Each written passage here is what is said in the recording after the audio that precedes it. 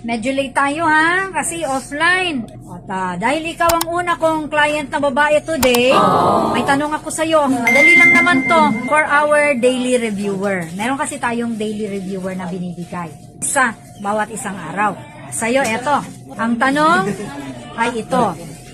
Kailan ang tamang panahon upang suriin ang iyong mga side mirror? Side mirror ha? Letter A, kapag nagmamaneho?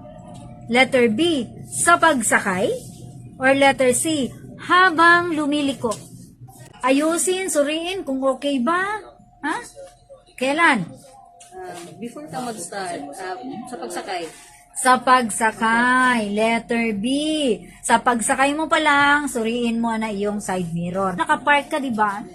Magme-merge ka sa traffic or aandar ka. Siyempre, titingnan mo ang side mirror mo, ayos na ba? Hindi, nakikita mo ba yung sa likod o mukha mo yung nakikita mo? Kasi minsan pinipilot natin, di ba?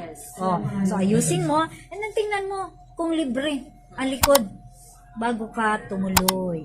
Ginagawa mo ba yan? Sure ka? Yes.